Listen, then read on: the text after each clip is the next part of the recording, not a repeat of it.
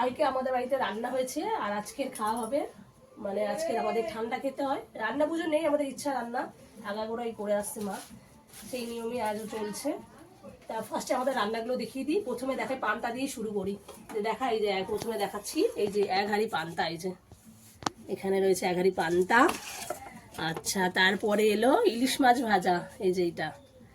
আচ্ছা, তারপরে একে একে আসছি সব মা চাপা দিয়ে রেখেছে, খাবার জিনিস তো রাত্রিগুলো রাখা রয়েছে যাতে কোনো কিছু পোকামাকড় না ওঠে, এই কারণে। আচ্ছা, এখানে রয়েছে ইলিশ মাছের মাথা দিয়ে কচুর শাক, ঠিক আছে। তারপরে আসছে ডাল চচ্চড়ি, এটা ডাল চচ্চড়ি, এটা খুব সুন্দর হয় খেতে আর আমার খুব ভালো লাগে, আমার ছেলেও খুব ভালোবাসে।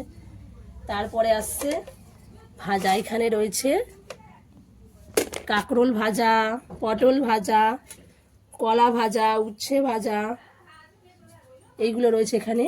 আর এখানে রয়েছে আরও ভাজা রয়েছে, এখানে রয়েছে আলু ভাজা, এটা হলো কুমড়ো, এটা বটবটি, এটা হলো ভেন্ডি।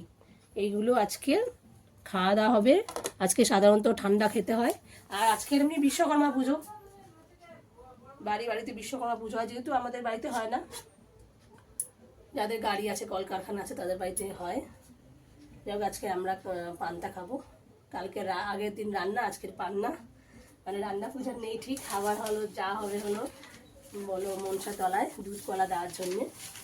এটা আমাদের নিয়মেই পড়ে, যে কোনো পুজোতেই আমরা মনসা তলায় দুধ কলা দিই, যেমন মনসা পুজো, দশহরা, এখানে যেসব অনুষ্ঠানগুলো থাকে মায়ের, সবইতে দুধ কলা দেওয়া হয়, আর আজকেরও দেওয়া হবে।